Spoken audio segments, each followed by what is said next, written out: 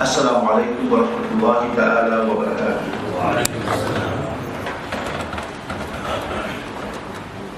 Alhamdulillah, alhamdulillahi rabbil alameen, wassalatu wassalamu ala ashrafil mursaleen, sayyidina wa nabiyyina wa maulana Muhammadin sallallahu alaihi wasallam. Alhamdulillahi alladhi hadana lihada wa ma kunna linahtadiya lawla an hadana Allah. نحمده ونستعينه ونستهديه ونؤمن به ونتوكل عليه ونعوذ بالله من شرور أنفسنا ومن سيئات أعمالنا من يهده الله فلا مضل له ومن يضلله فلا هادي له ونشهد أن لا إله إلا الله وحده لا شريك له ونشهد أن محمدا رسول الله صلى الله عليه وسلم.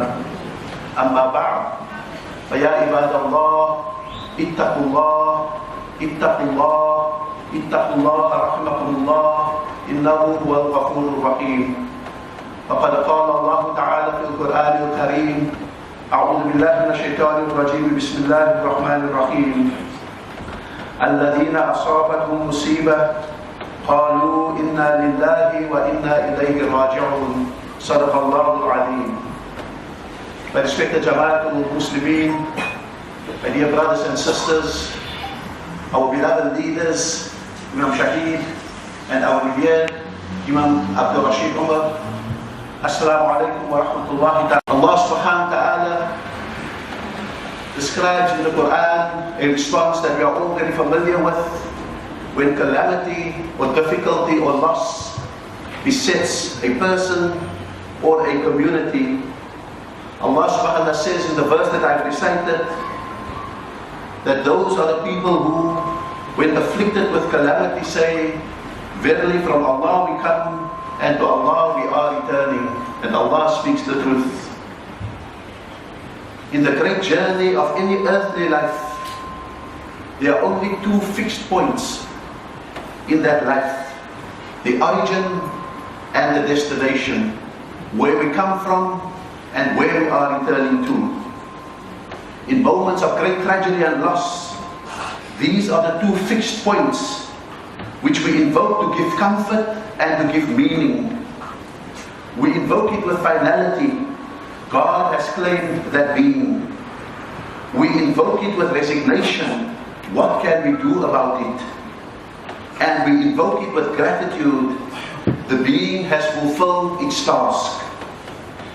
Yet, for those left behind, this reminder of our origin and our destination should evoke a warning that is contained in the present continuous tense of Raji'un.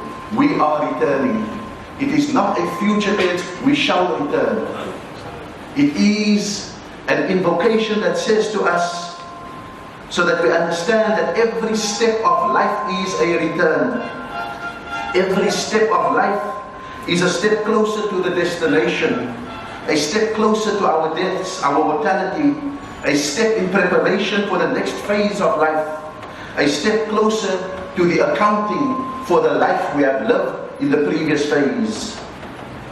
As Imam Rashid has so kindly mentioned in the last 2 weeks, my family and I have had to face this refrain, no longer as the one who gives it, but as the ones who receive it, having had to prepare my father for his own great transition. If we could, we'd have wanted to hold on him a bit longer, so that his preparation for his transition could be more perfect. And yet we understood his need for peace, which ultimately did not come through healing, but through deliverance. So now we are resigning ourselves for a forgiving Creator to manage the blemishes and the imperfections of his life. We take comfort in the poetry of Jalaluddin Rumi, who says in the Mathnawi, if your aspiration bears you to heaven, wonder not about it. Do not regard your weakness, regard your aspiration. For this aspiration is God's pledge lodged within you. For every seeker deserves what he seeks. we would think that we would go to our next life, make this transition filled with the mourning for our imperfections. And yet in the poetry of Rumi we are told, don't dwell on your imperfections, dwell on the aspiration, for God will not let the aspiration go to waste. Exactly a year ago, we returned from the United States of America as a family who had spent the preceding 6 years away from South Africa. Over that period, we have found concentric circles of communities that have given us nothing but acceptance and warmth. South Africans living in the US, university communities, literary groups, the Adams Masjid complex, the North American Muslim community, the progressive political community, and so many others who have taken us to their hearts. All of them wondered as we announced our return to South Africa, why we would return to South Africa at a moment of great global turmoil, where we may be needed in the US and where South Africa itself is in trouble.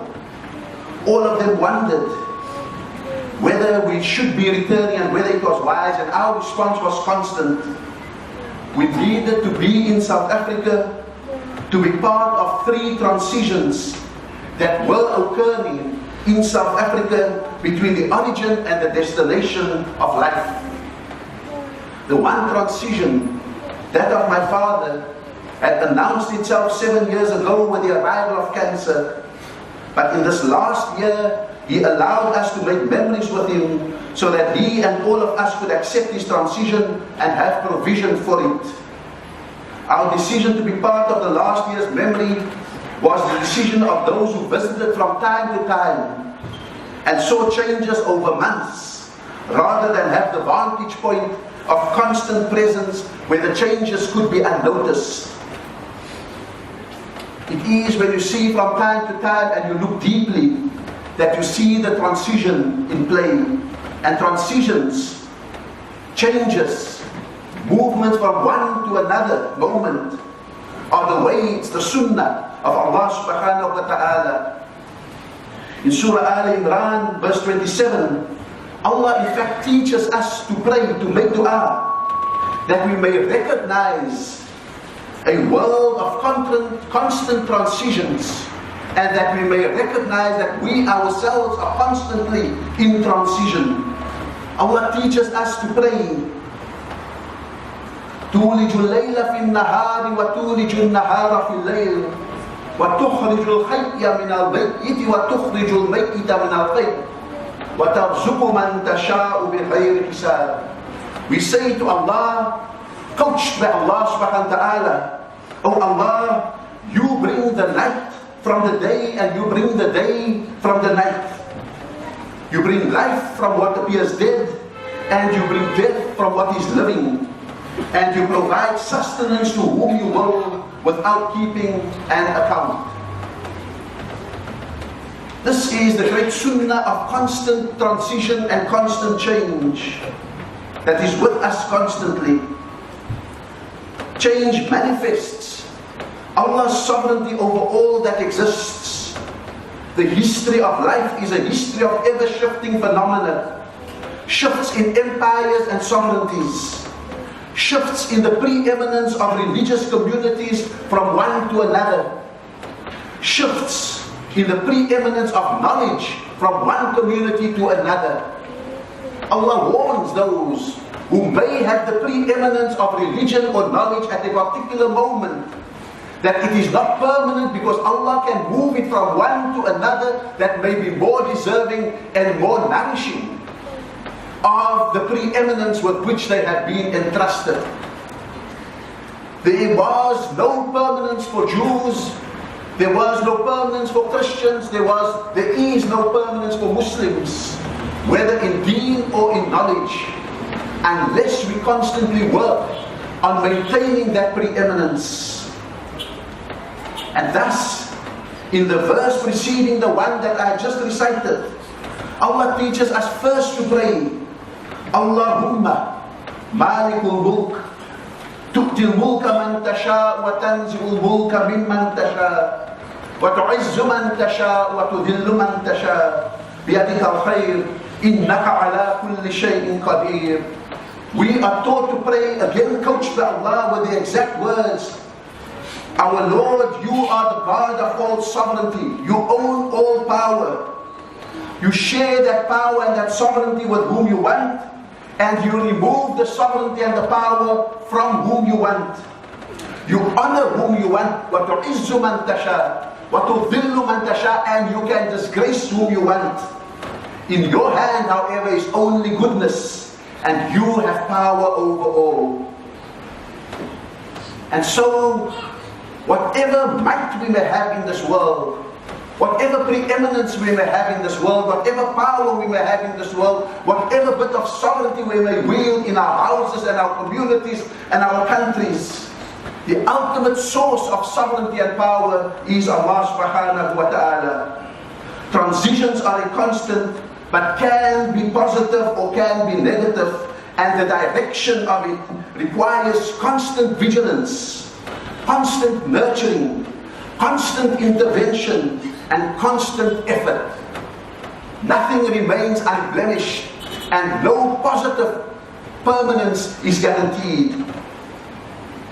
Using the notion learned from Professor Guy de Maupassant, the French philosopher, who described the Eiffel Tower one day as the ugliest building in the world, his students challenged him and said, "But Professor, you have your lunch in it every day."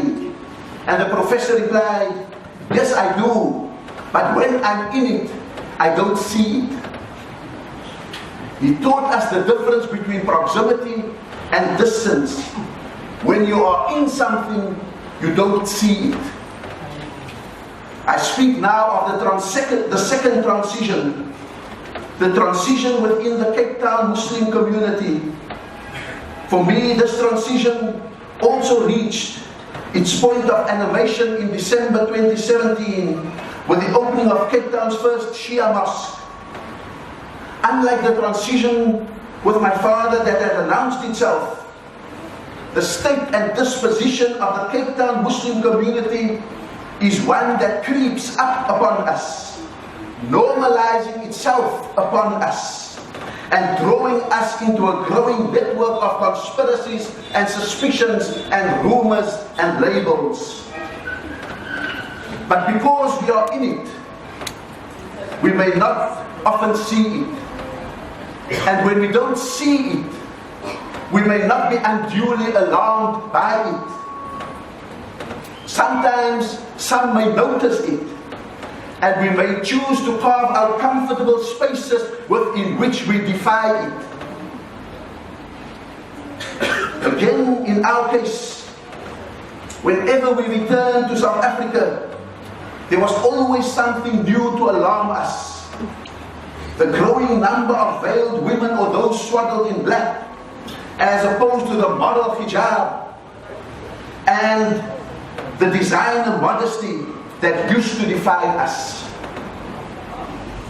The celebrity infatuation with exotic muftis and preachers who utilize our culture and humor to seduce us to their austere and intolerant interpretations of Islam, or the snippets on the radio stations that prevents the grieving wife from greeting a deceased husband, or instructs the living wife towards subservience to the males in her domain, or the suggestion that saying Merry Christmas to a Christian or Happy Diwali to a Hindu may be an act of shirk, of ascribing partners to Allah subhanahu wa ta'ala.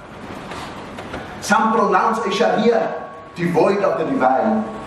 They sprout the words of our beloved Prophet sallallahu alaihi wasallam without the compassionate character and personality from which those words emanate. They invoke the Quran as a book of judgment and punishment rather than a book of guidance and growth. Their university degrees prove their knowledge exam was passed, but they failed the test for knowledge, said by Allah, who described the knowledgeable as ulul ilm qa'iman bil qist, people of knowledge standing firm on justice. All of this happens at a time when the global ummah, the global Muslim community, fragmented and tormented, fratricidal within and assaulted from without. When this ummah looks to this tiny community on the southern tip of Africa for a model, for guidance, for proof that life is indeed livable as a Muslim, and it is possible under conditions of peaceful coexistence where you can simultaneously be the same and different from those that you share space with. Others who share your space, they look to how he has struggled and previously made transitions from what Tuan-Guru, may Allah have mercy on him, described as the Darul La'na, the accursed abode, to the Darul Shahada, the Darul Salam, and the Darul Aman, the space, the abode of shared professions of faith, of shared peace, and of mutual security that we became after 1994. The World for All that I am part of, the World for All Foundation, uses as its motif, as its logo, the baobab tree.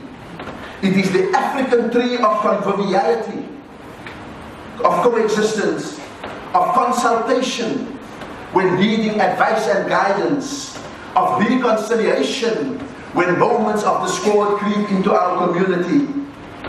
All of these trademarks of South Africa's own transition from apartheid to democracy, all values so deeply needed in a world that is so deeply divided and troubled.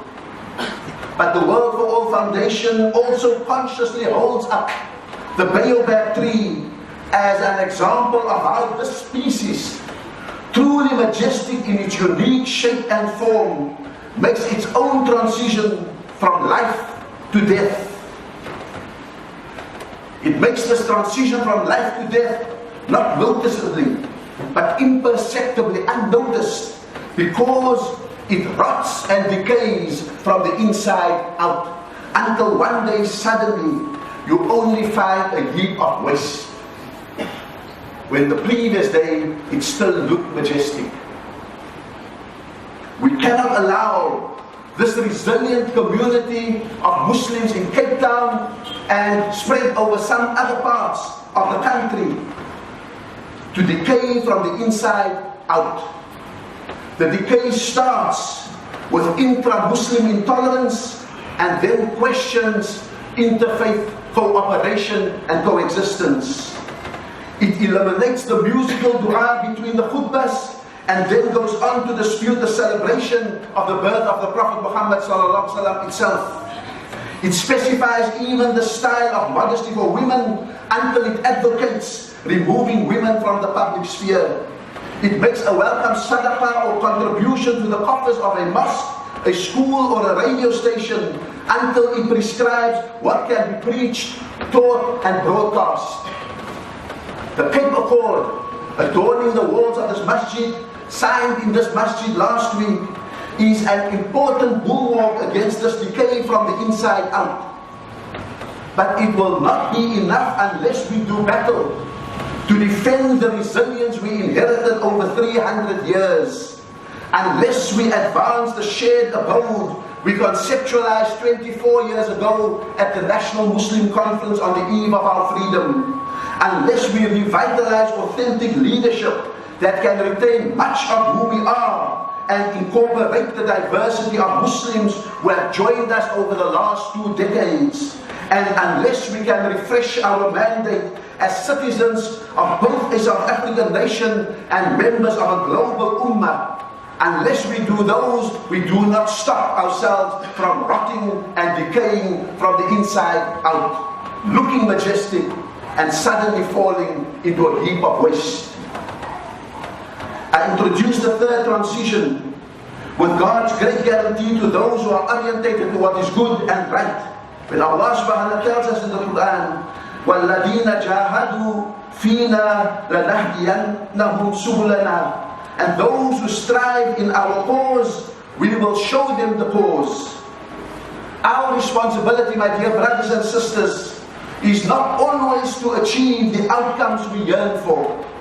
Ours is to strive and struggle for an aspiration that we may or may not live to achieve. The emphasis, however, is that we should never stop struggling and striving.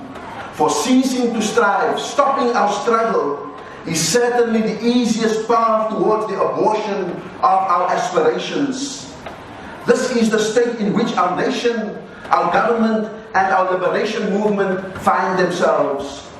If the challenge to the South African Muslim community is to arrest the decay from the inside out, then the story of our nation is about restoring vigilance over and ownership of the processes of liberation, transformation, and fulfilled living from the outside in. As Stanley Kubrick put it once, however vast the darkness, we must supply our own light. It is not going to come from anywhere else. We as Muslims have as much a footprint on every step of liberation to have earned the right to criticize and to restore. We are not spectators in the struggle for liberation. We have given far too many martyrs for that, far too many mothers who've cried for their children in prison, and far too many young people who have given blood, sweat and tears for this liberation, for us now to stand back as if we are spectators to a pageant play that is outside of us. In the absence of that, we fulfill the prediction of Allah that honor can easily become disgrace, and sovereignty easily ceded to the greediest, the most avaricious, and the amoral amongst us. South Africa's is not simply a story of a family and a president. Ours is a story of a people who were fragmented by a myriad of issues and allowed impunity to reign in our society. Ours is the story of those who were vigilant, but often allowed the perfect to become the enemy of the good. Ours is the story of those who were disgusted by what they saw, but often chose the distance of moral purity rather than the option of dirtying our hands in the political fightback that was required. This transition also reached a moment of great drama in December 2017 as the ANC National Conference replaced Jacob Zuma with Cyril Ramaphosa, but potentially left us with a tenuous stalemate between two centers of power in the South African nation. Who will break the stalemate? It will not easily come from within, and it may more easily have to come from without. It is as if there is a divine invitation to all of us to participate yet again in a struggle to complete this transition. South Africans are called upon to regain their agency, to restore their ownership, and to renew their participation in the cleansing of our nation, so that we may yet again hold our nation up and our Muslim community up as a mirror to a world caught in a vortex of extremisms, daily humiliations against the other, and structured deprivations of so many. If it were that such matters could be solved through the mere rearrangements of power, important as they are, then we would not be exhorting the people of the world, as we did in the anti-apartheid struggle, to find within themselves the agency, the power, the capacity, and the desire to refashion the world so that the sovereignty of God is manifested in the honor and dignity of creation and not in its disgrace and humiliation. Toni Morrison, in her Nobel lecture in 1993, said, and I quote, "We die. That may be the meaning of life. But we do language. That may be the measure of our lives." Unquote. Language is indeed the capability of transcending ourselves, speaking to others who are sometimes the same but often different to us, of making improbable connections. Someone may look in terms of belief far from us, but in human terms may be suffering the exact deprivations and humiliations and discriminations that we may be fighting. And our selfishness, demanding pure Aqidah from the other before we make those connections, is what holds the whole world back from its true liberation and manifesting the sovereignty of God in honor and in dignity. Unless we do that, we may not be able to navigate the transitions that are waiting for this generation to help manage. Wa akhiru da'wana alhamdulillahi rabbil alamin.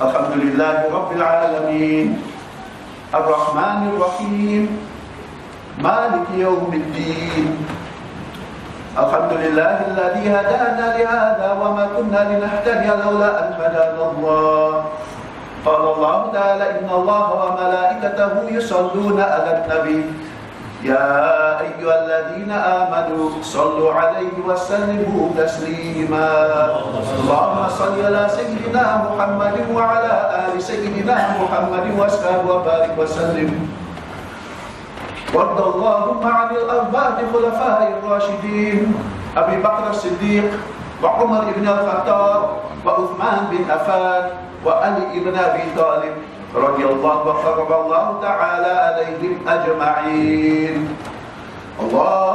اللهم أعز الإسلام والمسلمين وأذل الشرك والمشركين اللهم انصر من نصر الدين محمد مصطفى صلى الله عليه وسلم ربنا آتنا في الدنيا حسنة وفي الآخرة حسنة وقنا عذاب النار رب يسر ولا تؤسر رب يسر ولا تؤسر رب يسر ولا تؤسر رب تمم بالخير ربنا زدنا علما وارزقنا فهما وألحقنا بالصالحين اللهم أنزل رحمة على أهل القبور من المسلمين والمسلمات والمؤمنين والمؤمنات ارفع لهم الدرجات وكفر عنهم السيئات برحمتك يا أرحم الراحمين اللهم مالك الملك تؤتي الملك من تشاء وتنزع الملك ممن تشاء وتعز من تشاء وتذل من تشاء بيدك الخير إنك على كل شيء قدير تولج الليل في النهار وتولج النهار في الليل وتخرج الحي من الميت وتخرج الميت من الحي وترزق من تشاء بغير حساب أعوذ بالله من الشيطان الرجيم بسم الله الرحمن الرحيم إن الله يأمركم بالعدل والإحسان وإيتاء ذي القربى وينهى عن الفحشاء والمنكر والبغي يعظكم لعلكم تذكرون وأقم الصلاة